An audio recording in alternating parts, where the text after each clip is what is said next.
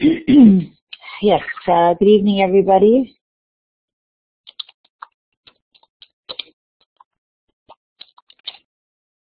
Okay, just to make sure that everybody can listen to me. I know there's not a lot of people there, so I'm not sure what it is. Are you just waiting to get to pray, or what is it? In the meanwhile, I'll just download the chapter for this session. We have taken chapter 4, and I think now we are in chapter 5 in your book. So let me just go and download that for you. Hold on.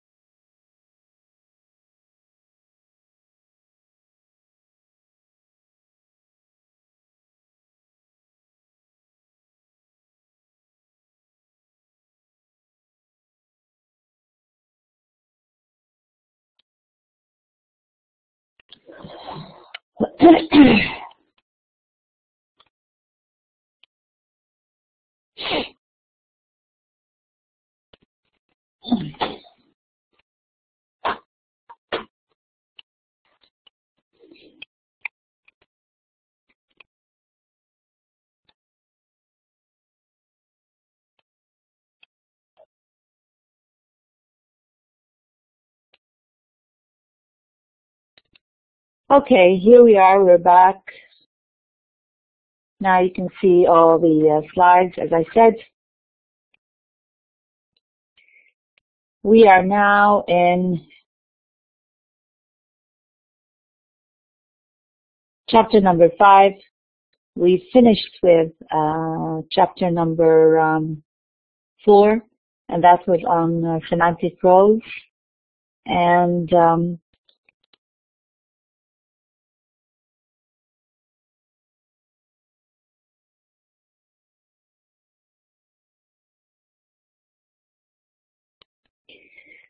chapter 4, which is on semantic roles and what we call the referring expression or argument, and the predicator and the predicate. Or the predicate and the referring expressions, what we call the semantic roles of each and every noun phrase. Let me just remind you that when we talk about arguments, the arguments are the noun phrases, and when we talk about the predicates in semantic analysis can be a verb, can be an adjective, can be a preposition, it can be a noun. We talked of the various roles of the noun phrases or the arguments. The role of actor, the role of agent, the role of effect, the role of place. What do we need to do in a final exam? You need to be able to identify where the arguments are, where the referring expressions are. I can give you a list of sentences and I can underline the argument and tell you what role do the arguments play in this sentence. So watch out. You have to know what these roles are, but also know how to apply them. So let's go on quickly now to chapter number 5. It is called lexical relations. And you know what we mean by lexical. Lexical means the relationship between the lexemes. And the lexemes is another word for word. A lexeme is a word. Okay, and we discussed what a lexeme is in previous chapters.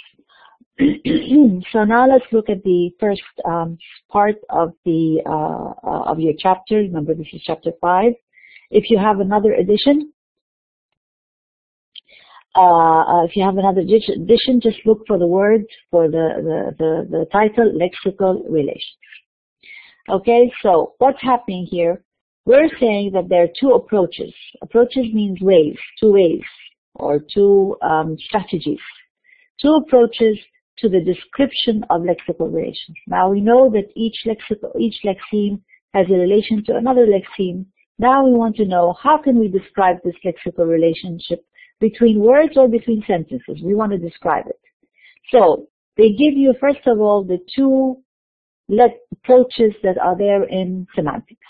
The first one is called semantic field theory, and the other one is called truth conditional semantics. So in an exam, I can tell you, for example, distinguish between semantic field theory and truth conditional semantics. How are you going to answer such a question? First of all, remember, we said when we say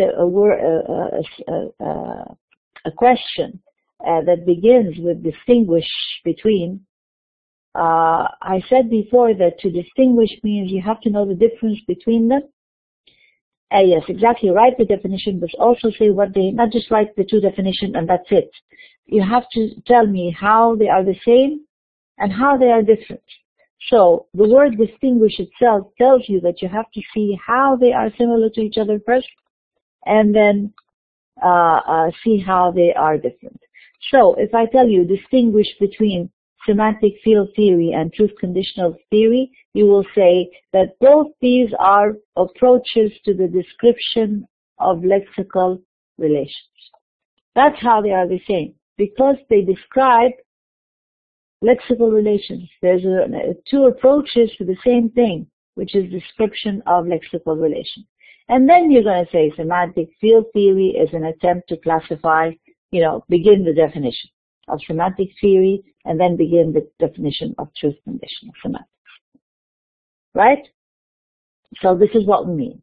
Now, again, just to find out what we're going to do in semantic field theory, first of all, you need to know that it tries to classify lexemes.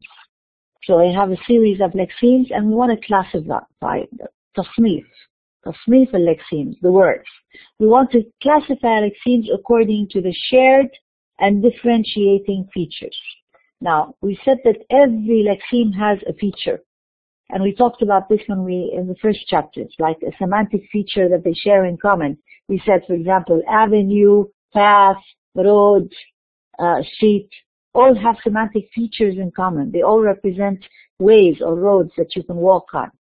So this is what semantic field theory does. It tries to classify lexemes according to shared means how they are shared the same, according to what features they have the same, and differentiating means what features they have that are different. So according to shared and differentiating features. And they give us an example.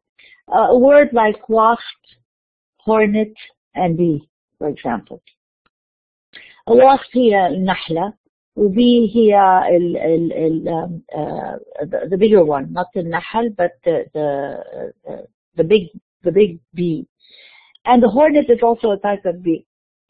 So we're saying that if we want to look at these three words, we can say it all denotes flying, stinging insects.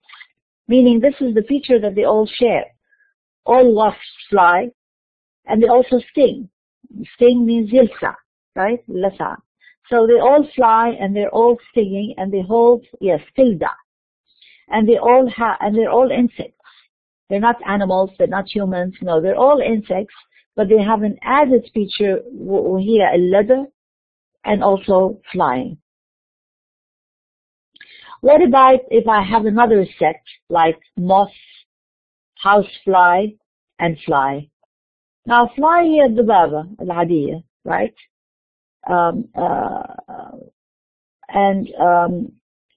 Moth and housefly. Sorry, those two best, moth and housefly. Now a moth is a type of butterfly. يعني هي فراشة نوع من الفراشة بس the butterfly the moth is a فراشة that doesn't have any colors. It's the one that is gray. I don't know what it's called in Arabic, but it looks like a فراشة بس لونها أبيض or gray and it doesn't really have a lot of bright colors. Is that what it's called, Siri? I don't know. Well, maybe it is. Remember, every language would have a set of different words. But you say it's called like that. Maybe other people don't know, right? يعني أنا ما كنت أعرف. So therefore, lexemes have to be there in the language for everybody to know. But the word moth is very common in English. Everybody knows it. Even children know it. Okay. So we're saying we want to know the difference between wasp, hornet, and bee, and moth or butterfly or just the housefly, which is the baba. Now, we're going to say that they do have shared features, meaning that they all fly, right? They're all insects and they all fly, for sure. But the moth and the housefly don't sting. ما في لدغ at this stage. So what did you do? You looked at the specific features and you tried to see what do they share and how they are differentiating. So first of all, you have to classify them. Sorry about that.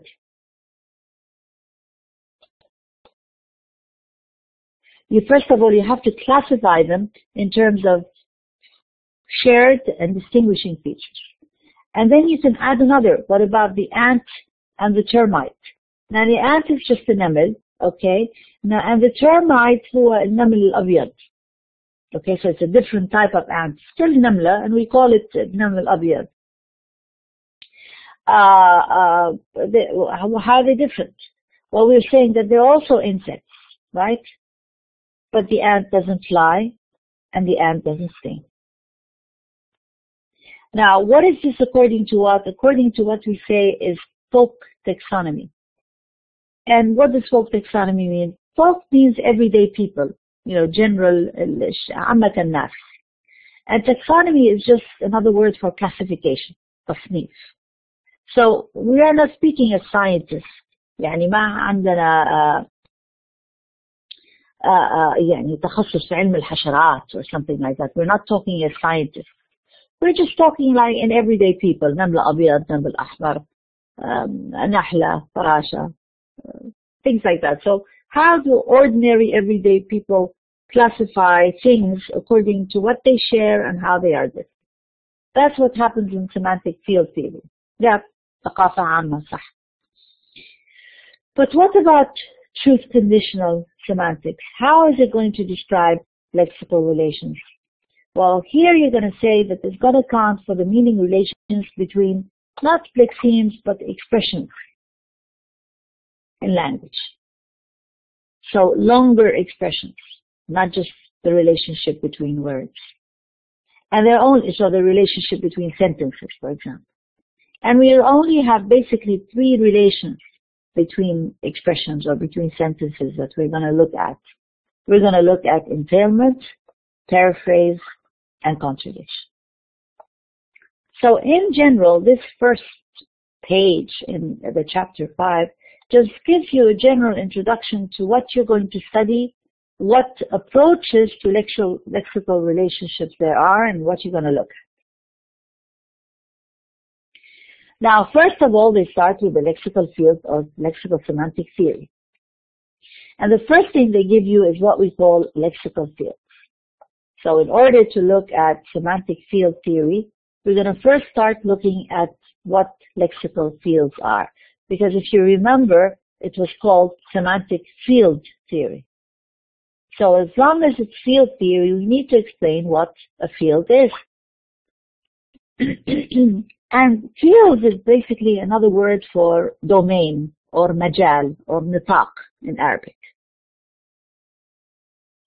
And we can generally define a lexeme by telling what set it belongs to. So if you want to define a lexeme, give it a definition, classify it, the usual way of doing it is to put it in a set and see what set it belongs to. And then after you're in this set, you include all things, like let's say this is a set, okay, مجموعة. So let's say it's مجموعة insects. So that's a general field. the general field of insects, and I include a set of all the insects that there are in the world. It could be an ant, a wasp, a butterfly, etc., etc., etc. Now, once I do that, then I can start to see how the members of the set, now this is the set of insects, and it has members, أعضاء في المجموعة هذه. We want to see how the members of this set are different or similar to each other. So I can have a general field of sports, for example, and in sports, في مجموعة sports, I can include basketball and football and soccer and handball and tennis and racket, everything that is a sport. And then I'm going to go into each individual member and see how different or how the same they are. So, for example, if I look at basketball and football, I will say, well, they're both sports, but in soccer or football, you kick the ball with the leg, versus basketball where the leg is never used and it has only the hands can be used. So, who put these differences? You did. You divided a word or a lexical field into features. And then you try to compare, well, does this have the feature or not? You can have a general field of colors, for example, or occupation, like dentist, tailor, sailor, any field is appropriate, and then you will start to put members in a field. Now, it is much more difficult to find the characteristics, العناصر والخصائص, the essential characteristics that differentiate, that make each vaccine different in effect. It's more difficult. It's more easy to find the features that explain how the members are related. So what they have in common or what they share is easy to find. For example, ants and wasps and butterfly, we immediately put them under the insects. And it's easy to find how they are different. They are the same, or they all fly. But finding how they are different from each other takes more reasoning, takes more observation, and takes more thinking about it. What kind of relationship can they have? Can lexemes have between each other? So what kind of characteristics can they share? For example, we can have a relationship that is basically part whole. Now, what does that mean? For example, the arm includes the hand. So the hand is part of a larger whole, which is the arm. So let's say this is the hand, this is the arm, and at the end of the arm, there's a hand over there. Sorry, this looks like a chicken leg, but it's supposed to be a hand. In any case, this is the hand, right? And it's part of a general whole, which is the arm. So you have a part-whole relationship. And this is very common for lexemes to have a part-whole. For example, you can say leg and table, right? Arm and chair, book and page.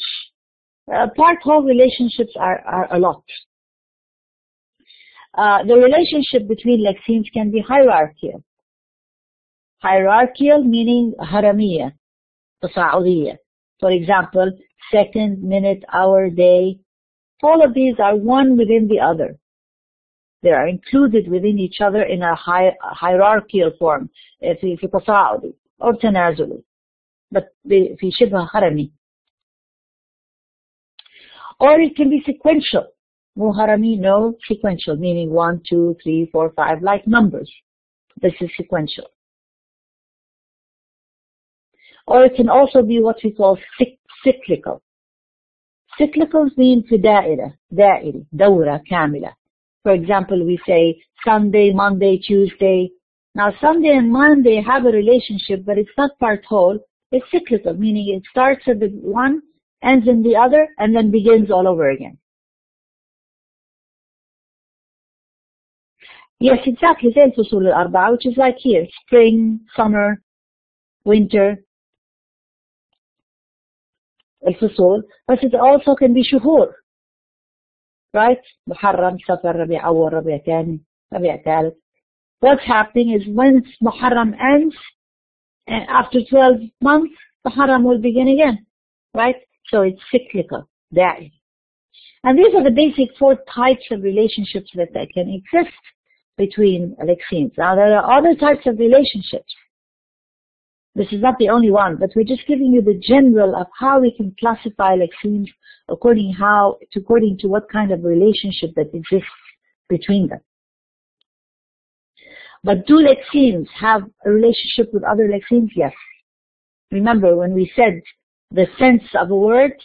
The sense of a word is its relationship to other lexemes in the language.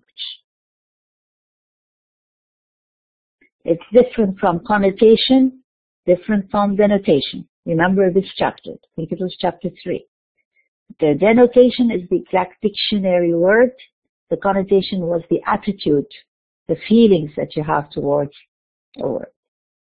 Now we're talking about the relationship between one lexeme and another and what type of relationship exists anyway.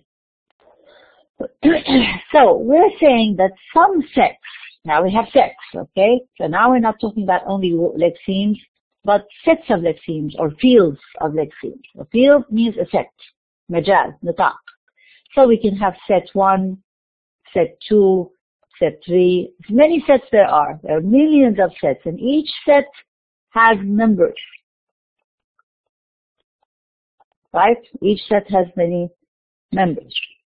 Some sets maybe don't have members if you create a set that doesn't exist. For example, if you say, I want to look at, especially when it's compound, for example, you want to say, I want to look at four-legged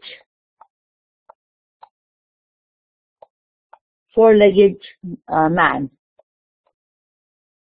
Now, is there a man that has 4 legs? Of course not. So it is a set that is 0, that is null, that has no members. I can have 2-legged men or 2-legged creatures will include a man and a woman, for example.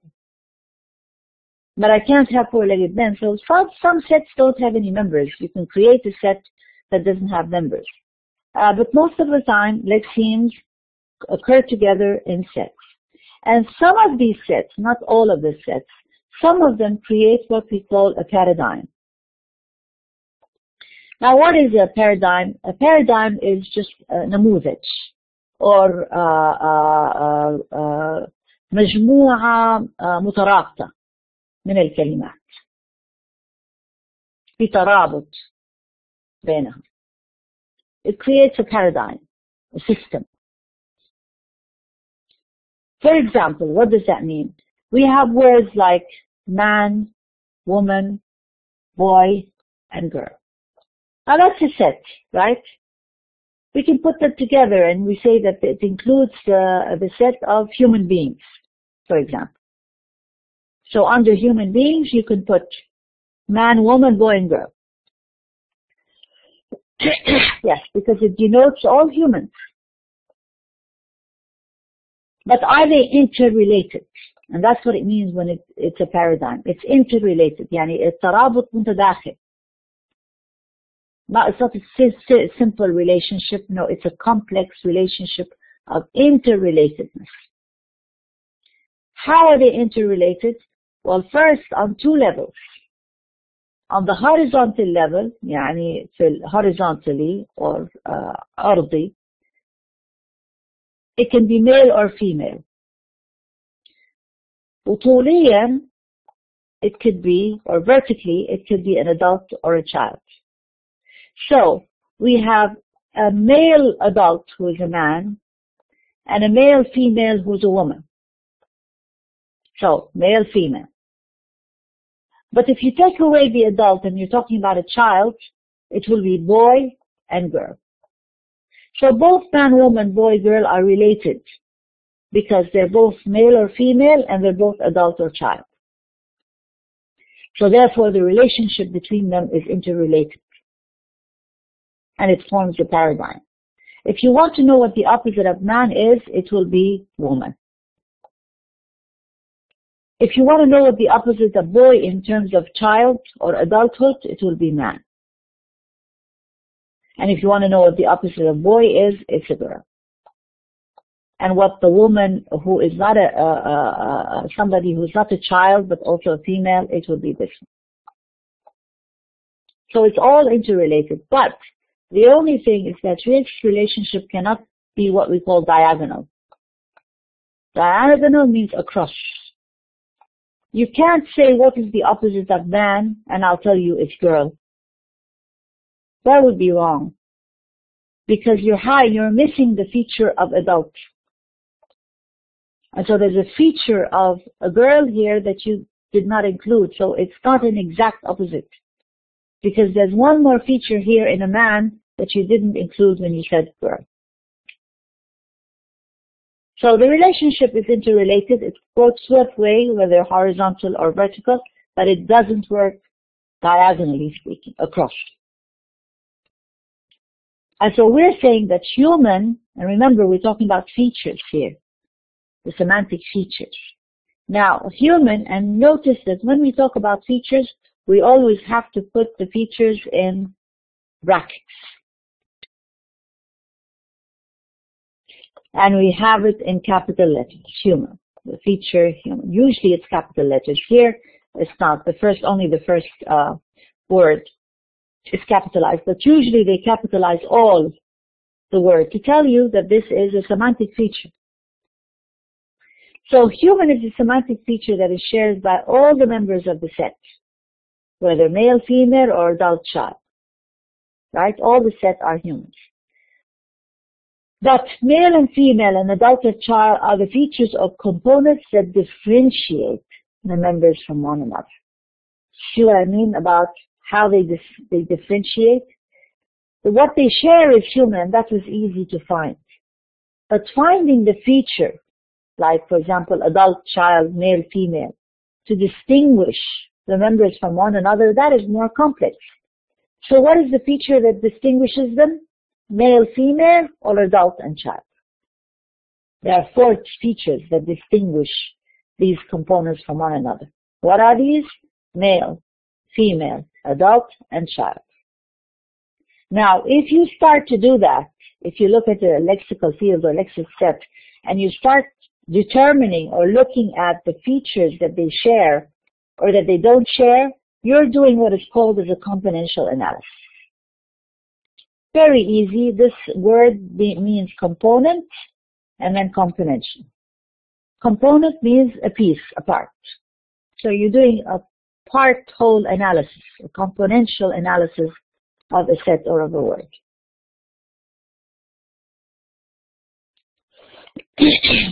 Now, this paradigm, man, woman, boy, girl, this paradigm is important because it gives us definitions.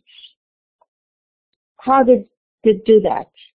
Well, you said, what is a man? And a man is an adult, male, human. There it is, all the features that we isolated, the human, the male, and the adult. So if I ask you, what is something that is adult, and that is male, and that is also human, you will have to say that it is a man. So the first of all is that the paradigm provides us with a definition.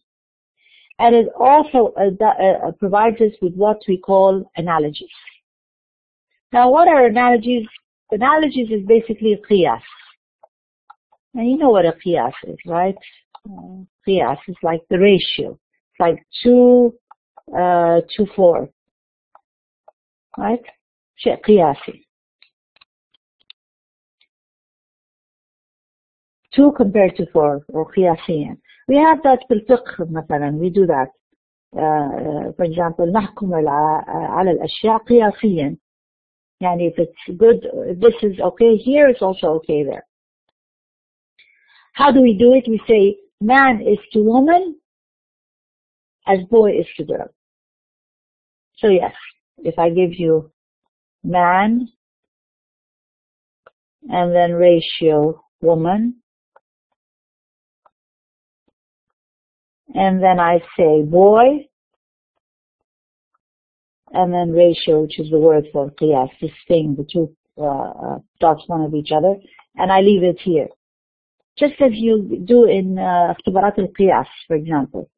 اللي أخذتوها before في المتوسط، مش في المتوسط، في المرحلة الثانوية قبل الجامعة. Things like that. القياسز just tells you, well, man is to woman as boy is to what? And you're supposed to know it right away, right? Because man and woman has a male-female relationship, which is plus adult. And so you're looking for a male-female relationship here, but minus adult. And so you have to say that it's girl. So this paradigm is important because it gives us definitions, and it also gives us analogies.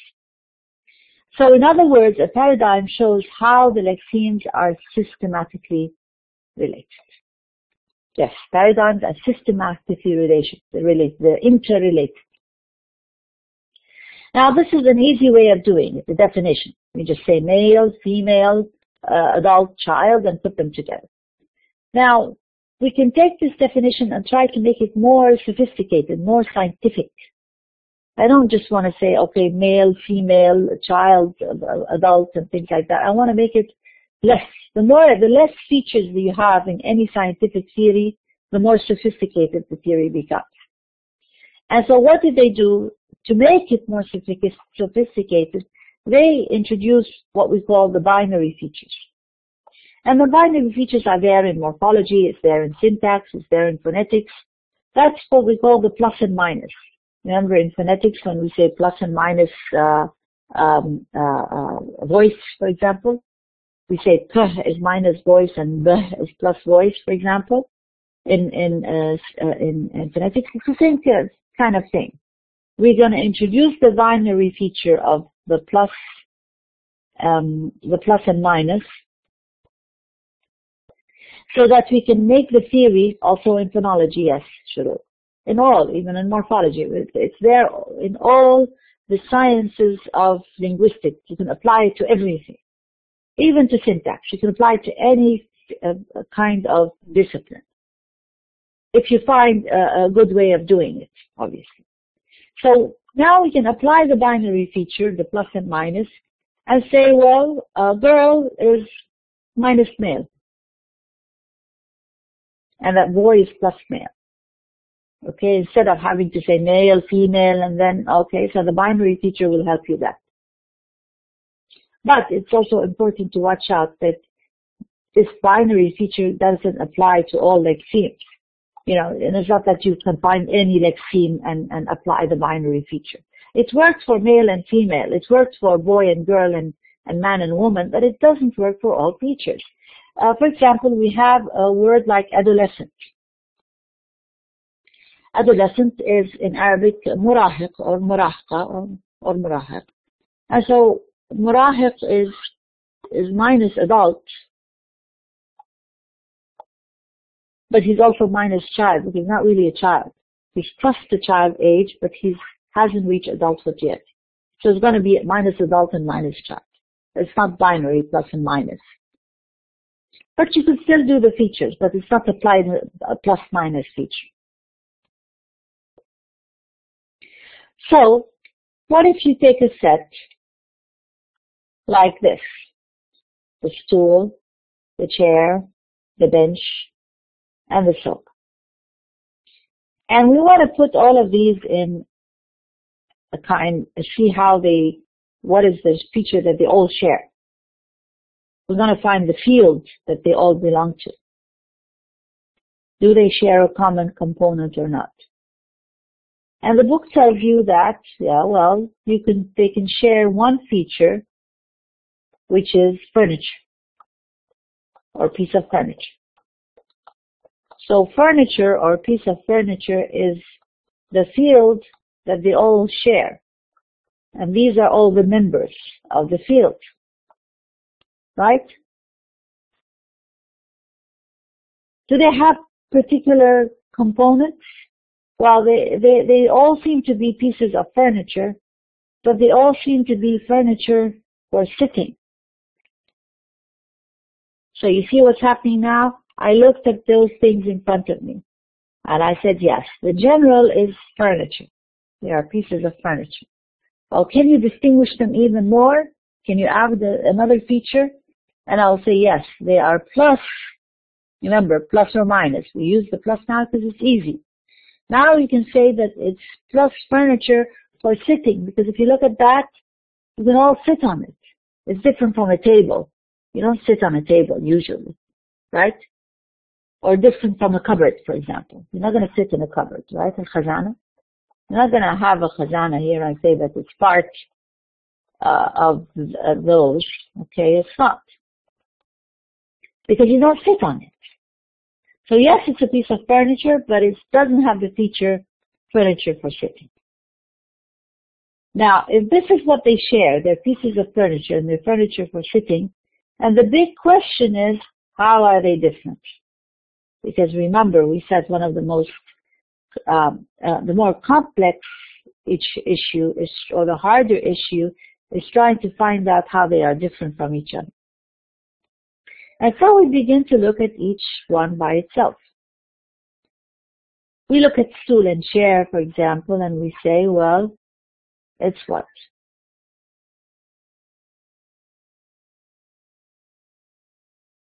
In shape, yes, you can look at the shape and say, wow, well, chair and stool are different in shape because basically what?